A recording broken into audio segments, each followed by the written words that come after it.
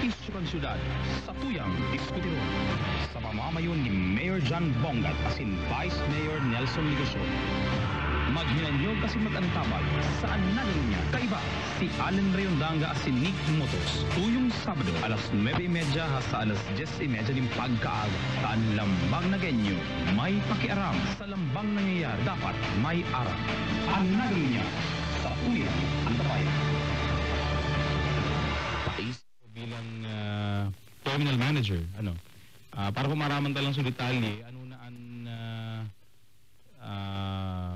update kaning paghiro na ini, at siya po makaibaran tapos si Mr. Frank Mendoza, terminal manager kan Bicol Central Station.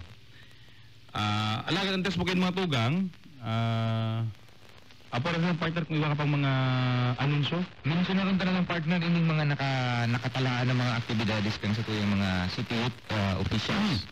Parang ganyan na bulan na May. Gusto nga mga nakatalaan ng mga aktibidades. So pera katong na-mention na subago na coloran na na-reschedule yan partner. Na-reschedule siya bako na siyang May 5, May 10 na siya. Ang saro digdi partner ining sa May 7 ang surat kang naginyo arting biswal. Ang May 8 tour on Nagas education sites. May 8 and 9 enter barangay laro ng lahi. May 9 himig kang naginyo heras mo basura mo obra ko 3D art. Sa May 10 igwamaning clean up drive, di ko lang aram partner kung ini pig-risked man dahil ini kadugtong pakatapos kang coloran, pan drive. May 11, financial literacy seminar. May 14 and 15, igusin ng LGBT basketball tournament. May 15 and 16, youth response team training. May 17, City Hall Employees Sports Fest. May 19, financial literacy seminar, siguro part 2 ini. May 19, 21, and 23, literacy program for out-of-school youths. May 20, symposium on mental health. May 24, preventive dentistry seminar, RH Law Awareness Seminar. May 26, stars on 45 dance competition, tapos e-cosplay. May 27 and 29, Youth Expo. And May 29, Festival of Talents. Iyan po, subject to change siguro ang iba digdi kung igwang mga changes, pero ini po sinakuha ang huring schedule base duman sa pighimo kamang sa kuya mga youth officials.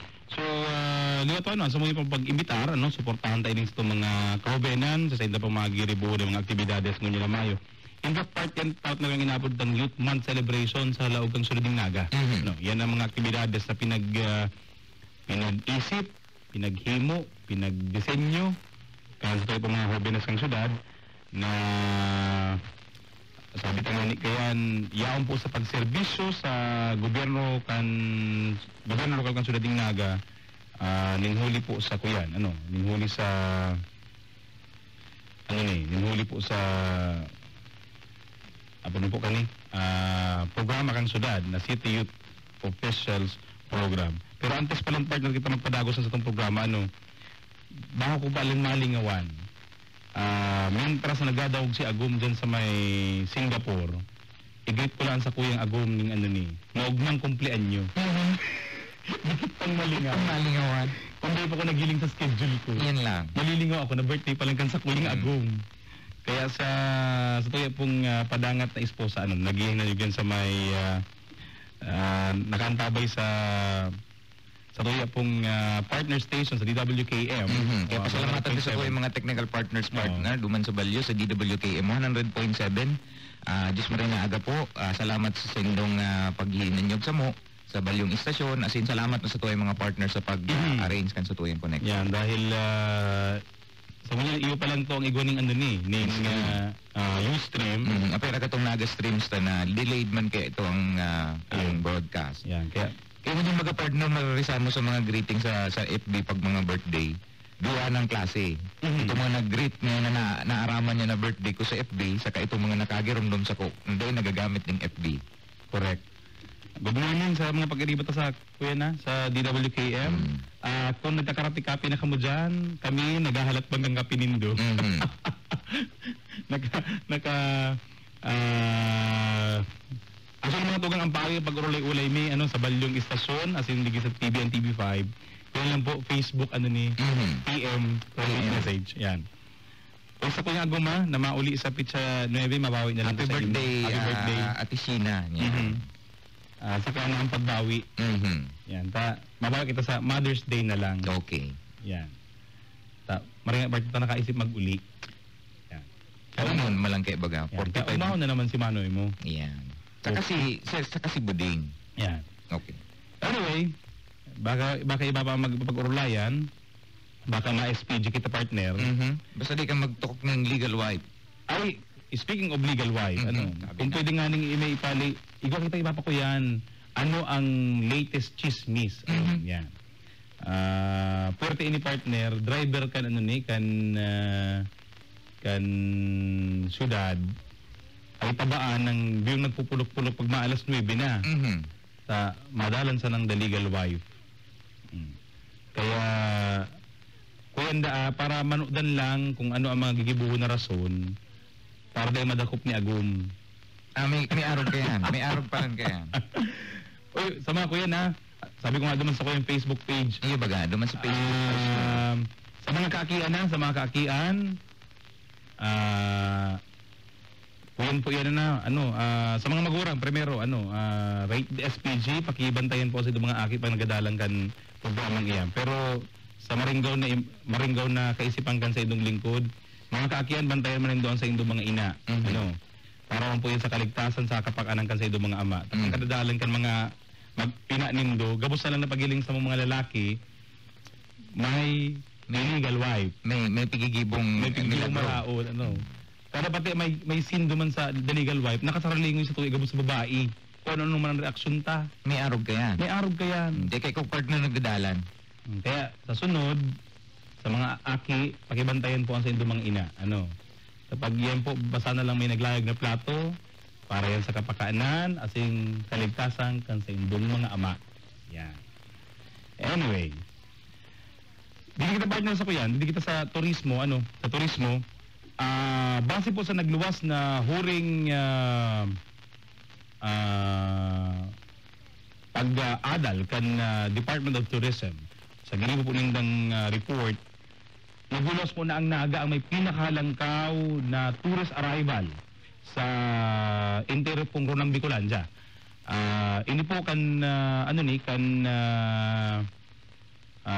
nakaagi pong taon 2013, sinisaya po na ang siyudad ng Naga kan taon 2013 nag-abot po sa 859,743 ang naging turista, domestic and foreign tourist ini mga tugang na pinagsusundan po kan probinsya ng Camarines Sur na may 664,000, asin po kan siyudad ng Legazpi na may 615,380. Although kanakagi man na 2013 mga tugang, pag pinagcombine mo ang Albay sa kaang sulad ng Legazpi, partner, sindama na naguluwas na may pinakahalangkaw na na arrival. Kung probinsya ang panag-uurlayan, and kung i-combine mo ang City of Legazpi. Yan, Albay and Legazpi City. Pero po in terms of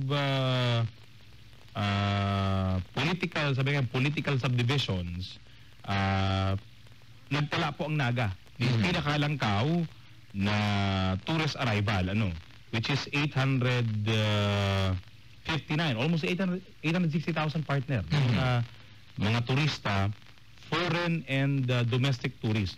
Siguro kung nag-aantabay partner si Kuyan, mga tugan, kung nag-aantabay lang si Mr. Alex Santos, So, Arts, Culture and Tourism Office, at iba tabi lek kung may added information. May added information ka, pwedeng ipaabot sa mo. yan.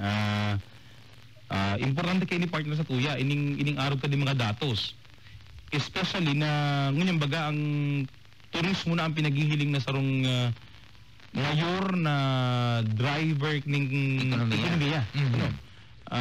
Especially, bako lang ang Pilipinas, kundi aros kayang ibang nasyon. Ibang nasyon, Mhm. turismo ng mga tugang ang pinaghihiling na Hindi pati mayor na partner, ekonomiya. maski itong mga developed countries na, iuman ang parte ng ano yan, ng turismo. As in itong kayaribanan tadig di sa Asia. Aron ta bako lang ano yan, bako lang kita sa national level in fact may mga regional na paghiro, regional and local moves talaga di pong mas ma-empower pa, mas mapakusog pa ang sektor kan turismo. Hindi po sa laog kan sa tuyo pong nasyon. And maray po ining indikasyon na ang Bicol, bako lang po ang Naga, sarap na sa pinagkukonsidera ng mga na top tourist destination kan mga domestic and foreign tourists. Dahil aram ta, pag digi po sa Bicol nagidigdi, dakulang katabangan, dakulang empleyo ini sa mga katuwangan niya mga Bicolano. And minsan pa kaya makamundo lang ang ang mga tourism initiatives minsan. Dahil regional na nga ni ang Pilipinas, may mga regionalistic pa, mga approaches pa, igong Triple C, which is Camarines Sur, Camarines Norte, and Catanduanes. Ito maning itong Almasor, Nakang pag-uukuron, dapat nga ni ang pinagpapabakal niya to, binti ang kasukulan. It's more fun in Bicol. It's more fun in Bicol. Bakong nagsusuroy-suroy niya to ang mga probinsyas na garo baga the other is distinct with the other. Although maraming kuta na yan in the sense na sisadiri niyang tourist spots sa iyo man na napopromote. Alagad ang pankaintiruhan na sabi natin bakit partner, may man lugar ngayon na may Montong Puliya ngayong marahay na tourist destination. Pero minang igwa ang saro na mayo ang saro. Mayo man ito bagang may monopoliya kang gabus na kagayunan kang ginaabanyaw sa sarong lugar. Kaya garo ini ang rason kung taano ta sinda nag-group it together. Tangaring itong contagiously magkataraid ng mga probinsya, sindaman na nag-groupings. Pero garo kayo sa partner, luwas duman sa kumbaga. Ito bagang pinaghihiling tang pagmungan kayan, national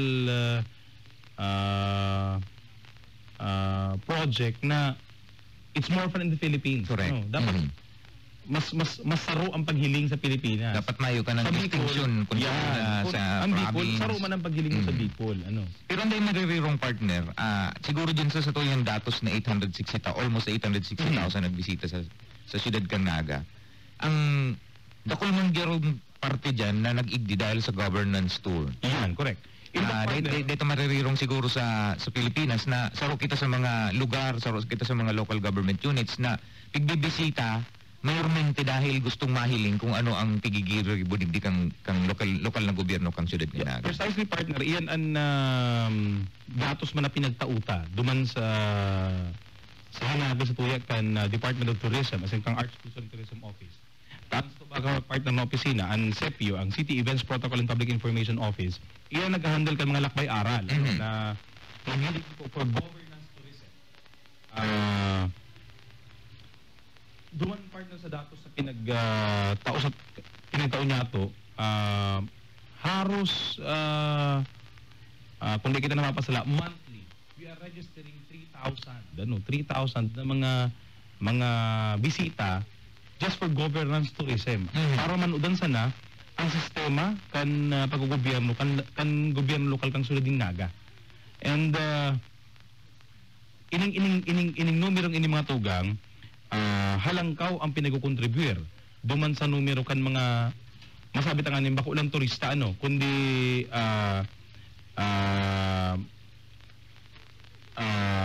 yaon man parang manudan kung ano ang klaseng paggobyerno igwa po digi sa laog kan syudad ni Naga. So pwede mo po gang at yan po sa pagkabalik niya ito digi sa programang Anaga Ngunyan. Ano po kang sabi pag-urulayan na po itong manungod sa update sa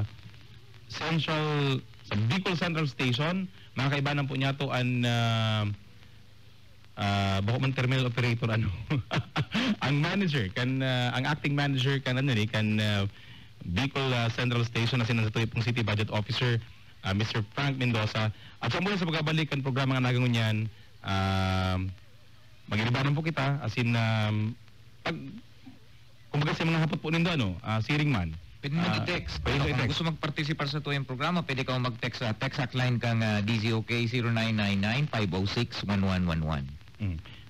Yung po matugang para po mas ma-fresh out pasain na baga talaga ang sa tuyang Bicol for now pasain na baga talaga sa itong Bicol Central Station. Ano na po ang mga nangyari sa laog, ano na mga pagbabagong ginibok ang syudad, as in pasain po ining kalakawan na ini kan gobyerno lokal kan syudad ng Naga. At siyempre sa pagbabalik ang programang ang naganyan. Mga impormasyon hali sa gobyerno lokal sa tuyang aramon. Mga isyu kan syudad sa tuyang diskutiron. Sa pamamayon ni Mayor John Bongat asin Vice Mayor Nelson Ligasyon. Maghinanyog kasi mag-antabal saan naganyan niya. Kaiba si Allen Rayondanga asin Nick Motos. Tuyong Sabado alas 9:30 sa alas 10:30 ng pagkaaga. Taan lambang na genyo. May pakiaram sa lambang nangyayari. Dapat may aram. Ang naganyan sa tuyang antabayan. Marikas na legislasyon asin silag na paggugobernar. Ini ang satong pinapaurog sa sanggunian. Ini po si Vice Mayor Nelson Ligasyon, kaibahan si Mayor John Bongat, asin ang gabos na miyembros kang sangguniang panglungsod. Nagtutugod na sa satong pagkakasararo ang paggobernar mapapakarhay, asin ang buhay kan lambang nagenyo mapapamarhay. Dalanon niya to ang SP Naga Live sa Sky Cable TV Channel 6 kada Martes, alas 8 hasta alas 12 din aga, asin basahon ang SP Highlights sa Bicol Mail. May mga informasyon man sa satong website sp.naga.gov.ph asin ubang Facebook page www.facebook.com/spnagacity para sa komentaryo asin suhestyon. Ipadagos niya to ang satong pakikiaram, pagpapartisipar asin pag-antabay sa mga programa asin polisiya kan syudad para sa padagos na pag-uswag kan maugmang lugar. Sabi mga kaibanan tapungon niya na pagkaaga ang Terminal Manager kan Bicol Central Station, Mr. Frank Mendoza, para po sa mga updates kan mga kalakawan po niya to dyan sa may Bicol Central Station. Sir Frank, good morning po. Maray na aga alin asin sa kay Padingnik. Sa gabos po nag-iinanyog, hindi po sa programang ini, maray na aga po sa inyong gabos. Yan. Sir Frank, primero po ko yan, aram ta igwang mga siguro antes ka to pong mga pinagiribong mga konsultasyon, pinagiribong mga paghiro mo niyan kan mga operators, kan mga storeholders, mga ilayan na sektores kan transport, di sa kan syudad ng Naga. Siguro po, para lang ma-update niya ito sa mga parantabay, kung sana po ngunyan ang Bicol Central Station, ano na po ang mga pagbabago, ano na ang mga, sabi nga ni Kian, mayo kadto na igwanan ngunyan sa loob kan sa tuya pong BCS o ang Bicol Central Station. Kaya siguro pwede naman idagdag siya ang kadto pero mayo Manang yan. Ano ngunyan? Ang mga ehemplo kayo si pigsisingil sa comfort room, mayo na po ito, itong 5-5, si singil sa parking area, mayo na po ito. Si singil sa tricycle, kang terminal management, siring mas sa taxi na naglalawag duman sa bus parking area, mayo naman to. Kumbaga po ito mga dagdag singil o kaya kagabatan sa pagbayad, hinaranggal na po ito. In fact, ito mga storeholder tango niya, siring mas yung mga bus company, naka-experience ng reduction sa ilang binabayaran. So yan, kasi nagkawara. Pero kadakol man po na idagdag. Halimbawa, maliwanag na po ngunyan sa terminal, malinig na po duman, pintado na po sa area, open na po ang parking area, maray na pang flow, kang tricycle, sa kang mga private vehicle. Pero maliban dyan, kadakol pa kitang dapat gibuhon duman. Pinunan mi na po si signages, pero di pa ito tapos. Siring man ito pong pag-repair kan sarong CR, tapos na. Pero ito pong additional CR, ongoing po si repair nganyan. Makonstruct po kita duman sa puro. As in, kadakol po pong improvements. Maupin kita ng access duman mo sa may arrival area, tanganing mas maray po ang bulos kan mga pasahero. Sa kaya lang siguro hilingon tang bus terminal bako lang sa revenue. Do revenue side po, pero may ko sinasabi, from day one po na break na si dating binabayad sa syudad katong private operator. Kanakagi pong Lenten season, naglapas po kitang 100,000 a day, 120, 130,000 a day. Pero sa linggo dapat hilingon ko mga taga-naga ang terminal, bako lang sa kwarta. Kundi hilingon to sa iba pang bagay na importanteng function kang sarong bus terminal. Number one po dyan ang pag-provide ng safety and convenience sa mga riding public. Nakikita ka man milyon, pero dahil man safe si mga nagbabiyahe, dahil man komportable, it's a failure from terminal. So sarong pong objective ng Naga City, pag-provide ng yun na yan, kagianan, convenience sa mga nagbabiyahe. Iyan po, ginigibutan ko niyan, again, admitted, pagkatapos, pero si mga dapat gibuhon pong importante, nagibutan na po. Security, kita dyan yung police, may PSO, may private security guard, ilaw, maliwanag po sa luwas saka sa laog. Siring man po duman sa paglaog lang po duman sa gates, itong entrance, strict po kita duman, limited lang sa buses. Mga private vehicles, bawal po yan. Bawal na nga ni official cars kang gobyerno, bawal po yan unless may official function sila. Pero kung mahatod lang VIP, dahil pwede duman sila sa parking area. Sarap pa pong objective na nasabi to si pag ang terminal po dapat mag-project ng positive image kang Naga City. Bako lang siyang kumikita, kundi pag abot siyang kang bisita, masabi siya magayon pala ng Naga. Ninulit na naling ni sa terminal na magayon pala ng terminal. Bako lang kagayon ng physically, kundi pati po sa serbisyo. Kaya po si mga porter dyan, si mga vendor, pag-organize na po yan. May sistema po kitang may policy po kitang pinapa-implement sa mga bus companies, sa mga caller, dapat naka-uniform po sinda. May taripa na pinapasunod man sa gabus. Ang habol taigdiyo, pag-abot, paghali, kang bisita kang Naga, may maray na impression ka sa tuyang siyudad. So pag-abot niya, masabi, magayon pala ng Naga, paghali niya, ugma ko. Hindi po sa hinalian kung kabibisita ko pa lang. Pantulo po, dapat ang terminal, tayo po pinapadalagan ko niyang kag-gobyerno lokal. Mag-suporta naman sa vision ta. Ang vision ta baga, maugmang lugar. Dahil ang unang kadako lang pagkitang pig-price na po yan sa iba-ibang paagi. Pero essentially, it's maugmang lugar, it's poverty alleviation. So ang terminal, paano po yan dapat mag-contribute sa poverty alleviation? Number one, kapag take over ta dyan, dito po tinaranggal. Ang policy po na Mayor John Bongat, no ejection policy. Dawa na nga na sarong stallholder, sarong vendor, sinasabi tang identify naman sa value, nagtabang ka itong, kumbaga nagkabali sa nag-resist ka mag-take over ang city. Pero yan po, pigsan tabi ni Mayor, ang sabi niya po, maayo kitang halion kung interesado sila padagos, mag-survey, magtrabaho sa terminal. Kaya nga po mga stalls, kang inopen ta po si mga passageway, may magkitang pinahali dyan. Pero uga pong nagsabi na nagboluntaryo nagpaabot po sa siyudad na kumahali na, duwa pang stall sino bakante. Pero other than that, ito pong nagsignify na mapadagos kang pagtinda, regardless kang color, regardless kang affiliation, regardless kang loyalty, yaon pa po sila mo niyan. At yung kabali po sila duman sa nag-enjoy kang 10% reduction sa renta kang stalls. Pang-apat po, siyempre, since yan po economic enterprise, dahil pwedeng padalagaron ta siyang nalulugi.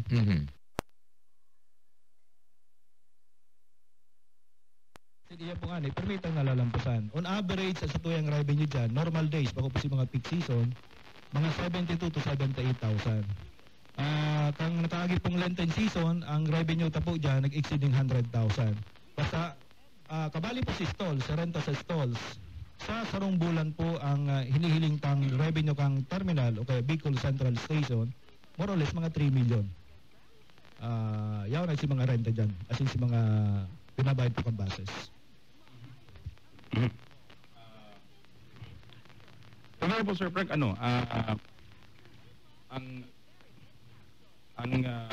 po bang nahapot sa muya, may mga sa mga urumpukan, sa mga sa mga uray-ulay, minsan na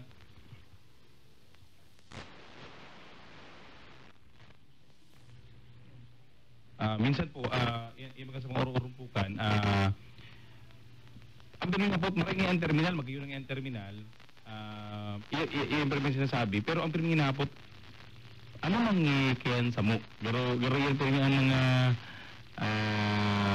sa mga kritiko, sa mga tuyan, ano mangikin ang makukuami? Yun nga, igong increasing revenue, pero nga, bilang sa ron Taganaga, ano man yan para sa kuya? Pero itong personal na nadalagan man niya sa iya. Kung mga partner, Garo, paano siya ma-appreciate ang mga Taganaga na itong lalo lang itong mga Taganaga na dahil man particular din nagkagamit kang Bicol Central Station? Sa linggo, paligid sa Allen, itong tulong bagay na pero magkasarado nga na pinagsabi ko, itong sa system convenience, image projection, sa cover elevation. Ito si may by man direct ka siguro mamamati ninda, pero indirectly na benepisyo po sinda. Ang nature kay kang facility, unless magdamag ka sa terminal, Saka mo na ma-appreciate. si benepisyo. Pero indirectly, ang naga po makikinabang, doon sa tulo, pati na po pang apat, itong revenue side. Kapag po kita makikinabang, kung kumita pa ang terminal, ito pong revenue na doon niya kay sa operation, kung baga malag sa general fund pa, magagamit ko sa mga programa kang siyudad. Yun. Saka itong partner sigurong ano yan, bilang sa rin na genyo, na na-appreciate kang mga Taganaga, kang mga bisita ka, di sa syudad na, ang sa itong terminal facility, magayon, malinig, as in safe, siguro na parte ngayon, may epekto lang naman sa sarong ordinaryong Taganaga na mahig na siya, magigisang proud na ang gobyerno lokal sa paagi kang pag-operar ka ng Central Bicol Station. Ano ba yun? Ito nga nila sa linggo, yan ang yan, validong maray, lalo na kung nag-operate privado. Kung privado nag-operate, napakasarang ordinaryong Taganaga, ano man dyan sa kuya? Ang privado ko, pag private sector nag-operate, ang driving force ko yung profit. As in, yan, bakong sala yan, natural po yan. Kung profit ko sa imong motibo, buwa man ang dapat mong gibuhon. Number 1, increasean mo sa imong kita. Number 2, profit mo, mas lalong lumibo. Unan, sa paagi ni pag-increase ng kita, kung ako terminal operator, anong gigibuhon ko? Masingil akong per head sa mga buses, laga ko ning monopoliya sa tubig sa soft drinks, tanganing sa kuya lang mabakal si mga stallholder, may patong ako, may delayed sa ako. Gabos sa pwede kong sisingilan ko po, arog sa CR, sa parking area, sa mga naglalag na tricycle, taxi, siniba pa. Sigabos pong pwede pagkakakitaan ko po. Tanganing ma-maximize ko sa revenue. Tama yan o sala? Tama po yan. Dinulit sa pribadong sektor ako. Di ako piling salaan na salang ginigibo ko.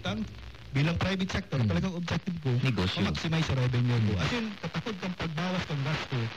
Ang baga, sa buong ilaw sa terminal, nag-ilaw si 5, ay wala nagtaman, pwede taman ang 15, di ako mabakal yung bag, di ako maparepair, paano?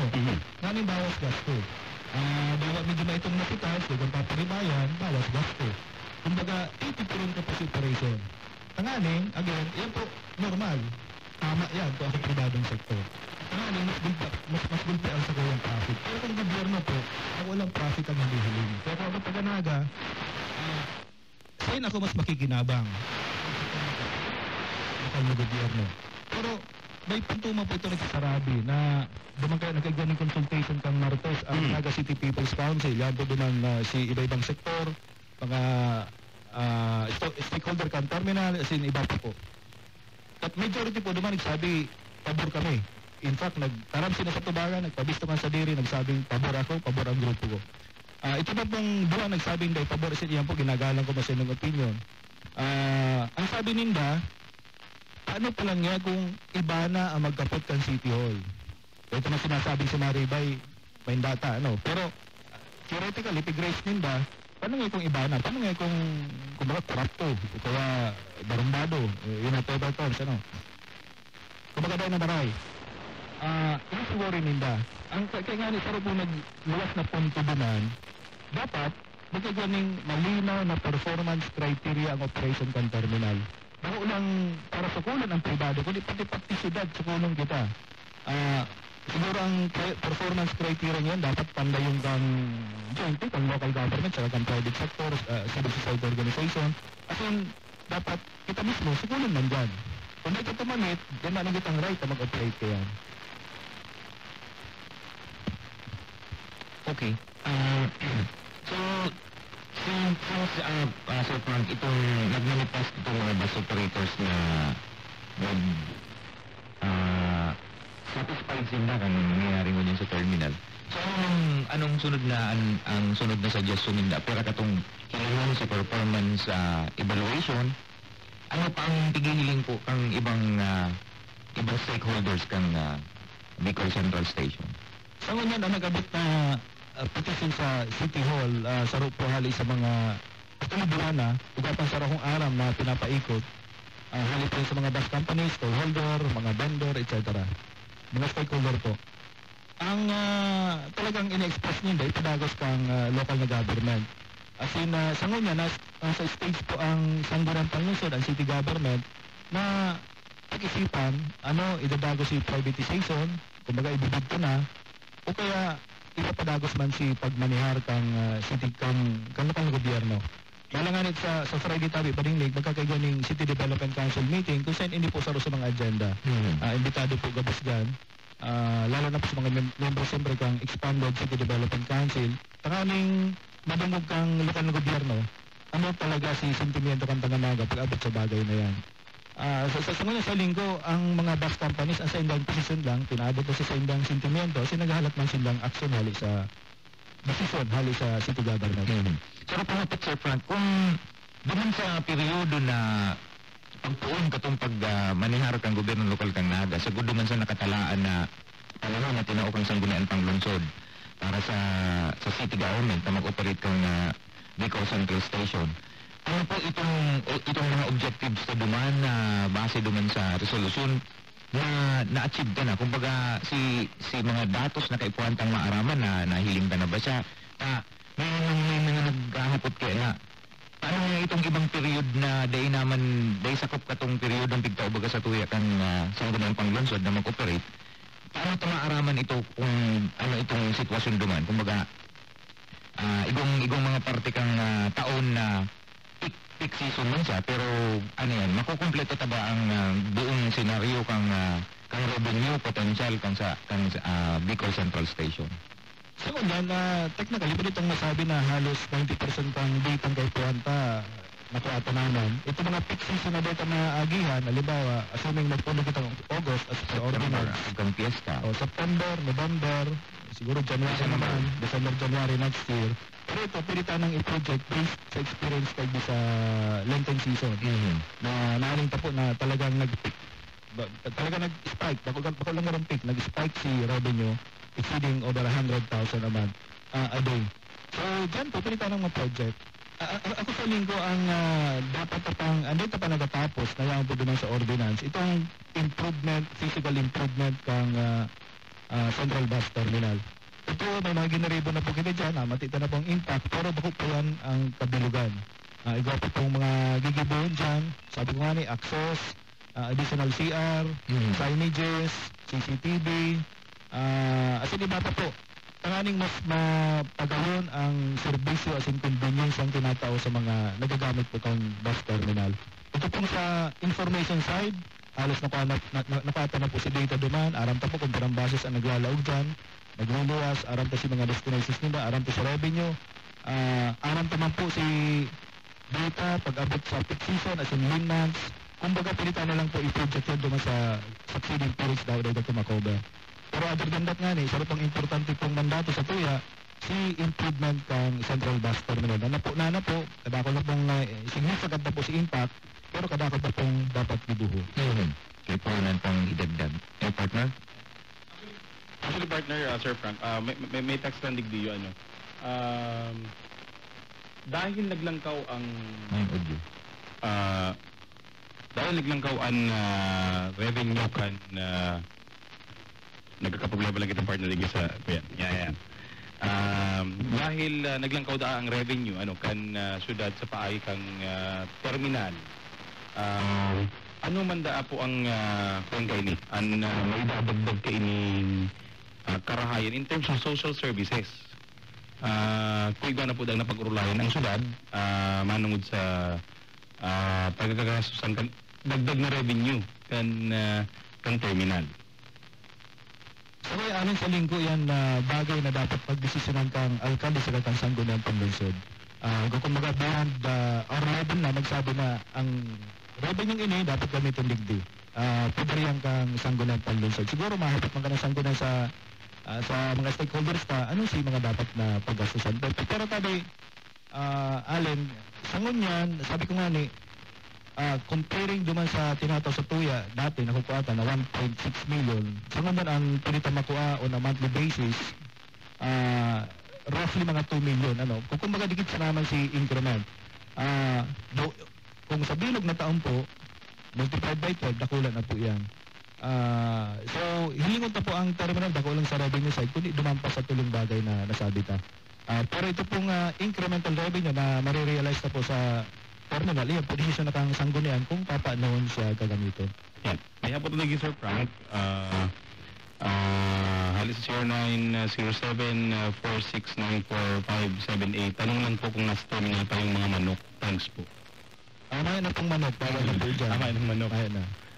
Kapag take-over Palangan City, ang inot na pinaabot sa gabus. Sangunyan, mayo ng matibay, mayo ng maluya. Para reyas na po kita. Pwede na sa mga schools, may dati may hinas, tag-saradit ito, itong saradit ng Barakula. Pantay-pantay na po. Regardless kung isa ka, para reyas ng treatment. Kaya ito po mga dating mga nasa gilid kang wall, kung dumang dakulag ka to, may sadit, may naipit, ngunang para reyas na sindan 2x2. So, kumbaga, may fairness po sa application kang policy. Siri mo po dyan sa loading base, pag-allocate kung isa si malakas nasa maray na lugar, wala po ang criteria kapag pili kang loading bay. Pag-assigning loading bay, isay ang mas may nagkakakontribute ng revenue sa city government. Itong may largest contribution, siya ang may first priority magpili sa yung gusto mag-loading bay. Itong next highest, yung masisunod, down the line. Sa linggo yan, logical po yan, dapat ito man talagang may pinakadakulang tabang sa syudad, iyon man ang may first crack. Magsabi na, ini ang kaipuhan kong loading bay. Saka dapat, Sir Frank, na-maximize mo sa iyan itong contribution. Kung nailag sa duman sa alanganin na lugar, baka dahil ma-maximize sa iyan potential. Iya po. Pero yung mga policy initabi, Allen, saka Padingnik, bako lang inipinanday sa kwarto, kundi ina po pinag-urulayan. Nagkagupagod ang several series of meeting with bus operators, pinagsabi tapo, pinagtapos ka, pagdagang tapos si comments nila, ito pong ibang input nila, pag-consider ta, yun na po yung sinama na policy. So, yung partner, saro lang yun may nakapagtuyo kay kanisa ko na pinaabot mo sa tuya na pag-implement ba ka ng smoking policy sa Bicol Central Station, pero dahil na itultul na i-implement, ano masasabi mo ka ni Sir Frank? Kami po kan strict po dyan, pag-iawin ako, dahil si Mayor, Ako si Ringman. oo, nagsisiguro nyo yun, baway sa itawan, dito man inaanggutan, nagsigirin banta lang, nabawal magsigarilyo din. Siguro sa Frank na pwedeng gibunta, ipagbawal ka ang pagkiling ng sigarilyo sa loob ng terminal. Siguro pwedeng hilingon yan, pwedeng pag-adala. Pero may impact na yan sa revenue ko mga... Pero kaya sinari sa ako, Sir Frank, itong nagtitinda ng sigarilyo, di man nagsisigarilyo itong nagtitinda, hindi siyempre garo na forfeit sa tuyang policy na no smoking na kasi nagtitinda. Pwede man lagahan na lang yung garo smoking area.